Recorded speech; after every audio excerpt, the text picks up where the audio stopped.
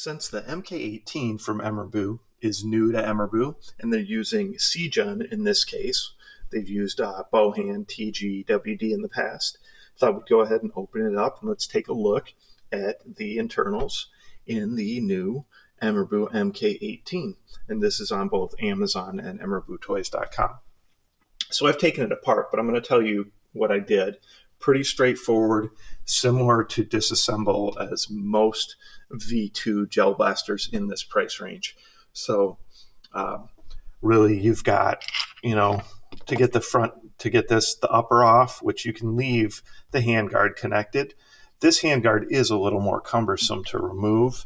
You would have to use an Allen wrench to go ahead and unscrew all these different pieces. And since I'm not taking the handguard off right now or switching it out, I just left it on. And then this is pretty easy. Really, you use an Allen wrench here to pop this bolt out. And then I just pull back on the charge handle and hold it back and then push forward. You kind of can just push this whole piece off as once, and the inner barrel will come with it at that time. So that is just one bolt to get to that. Okay, so very easy. Of course, to take the buffer tube and the stock off, you're just going to reach in and use a screwdriver to remove the buffer tube, just like how you put it on in the first place, which is just, through the battery is in here too, but here we go. You just have a Phillips screwdriver. The nice thing with Emerbu is they do include a nice long Phillips screwdriver with all these blasters. So if you didn't have one that was long enough, they include one that works well for that and also works for the grip to get the screws out. So after you take that off, we're going to go ahead to try to get to the gearbox, right? So the motor is mounted in the grip. You'll have two screws here on the grip that you need to remove. You remove those screws. This is actually for the motor mount, so you don't need to mess with that. That's what actually, or adjust the height of the motor, I should say. So you just take these two Phillips screws out. This piece drops out. You'll have access to your motor. You'll unplug the power, the positive and negative from the motor. Okay. And then there's going to be 4 screws inside the grip that are attached to the bottom of the gearbox. So you'll reach in with that screwdriver they included, and you'll go ahead and unscrew those 4 screws, and then that'll let you take the grip off the bottom.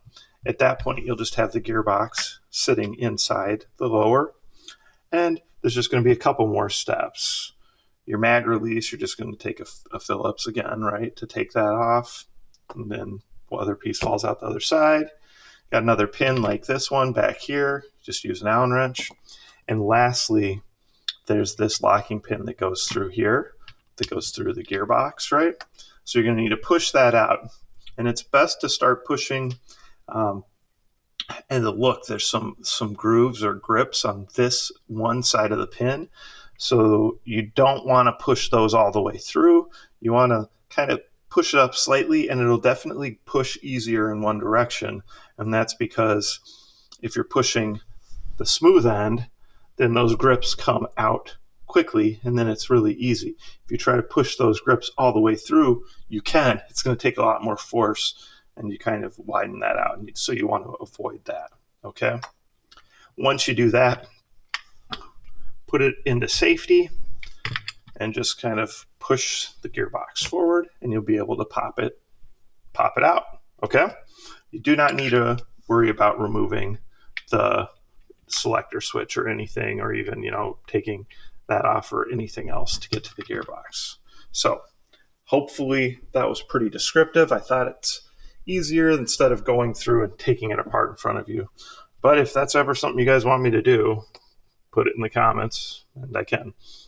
So we'll take a closer look at the motor just so you get a chance to see it. Obviously, you've got a metal gimbal. Okay.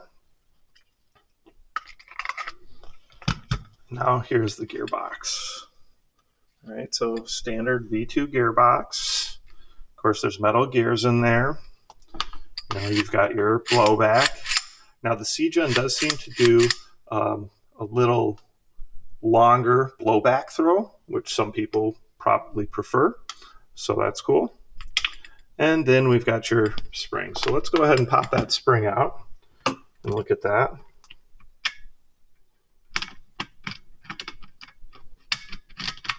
So all you're doing to take the springs out of any of these blasters is there's a retention pin that's pushed in there. There's two little tabs or notches, whatever, or tabs, I guess in this case, yes.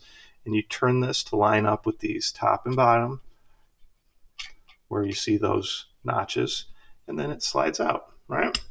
Now these, because the way the buffer tube is set up, this is threaded because when you put the buffer tube on, the screw is going through here and it's actually screwing into the back of the retention pin. Take the spring out. So here's your spring, okay? That's most likely a 1.2 spring. That's what Emerbu Toys typically uses in all their upgraded blasters and has been using for a while. Now, I'll do something a little crazy here that I don't recommend unless you're not worried about wearing your blasters out. I'm going to go ahead and put a big spring in here. Now, this is an M110. An M110 is too big for this if you're looking for longevity, right? I would say you go M95, maybe M100. You know, regardless, blasters, if they're used enough, even with the factory, their stock upgraded spring, whatever you want to call it, they are going to wear out. They are going to need parts replaced. Now, if you go to a big spring like this, they're going to wear out faster, right? Because it's going to be working harder to be able to do this. Now, if it truly can't handle it, when you go to use it, it's just not going to be able to push the spring. It's not going to be strong enough. I don't think that'll be the case here. I have done that before in previous blasters. But since I have all these blasters and it's kind of fun to show you guys, I do like to occasionally push the limits on them. So if you guys do something like to go to an M110, just know that you definitely are shortening the lifespan of the parts in here. You shouldn't break the blaster, but parts will break earlier or wear out earlier when you go to a really big spring. And that's just kind of how it is. So we're going to go ahead and we're going to try it with this, partially because it's fun to experiment like that and show you guys, and also because that's the only big spring I have on hand right now. So just going to go ahead and put that back in there. And that actually went in there pretty easy, which is actually a good sign. You know, if you're fighting the springs really hard to get them in, then a lot of times the blaster's going to struggle a little more. All right, so there you go. The SIJUN MK18 or SJ MK18 from Emerbu Toys on Amazon right now. It's about $139.99 on Amazon or on emerbutoys.com. And they do have, you know, a lot of fully upgraded blasters. Just know if this is your first blaster that you go with, that the more powerful the blaster, the more upgraded, the more things that, or picky, I should say, and finicky they tend to be. So try multiple hardened or ultra hard gel balls to find the perfect setup, and that's how you'll get the best performance out of them. Comments, questions, post them below.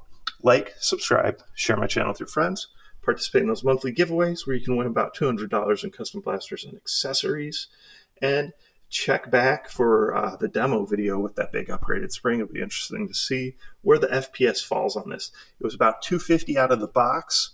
They did have on their site listed 300. That was an error. It should be getting about 250 out of the box, and they planned on changing that. All right, thanks again.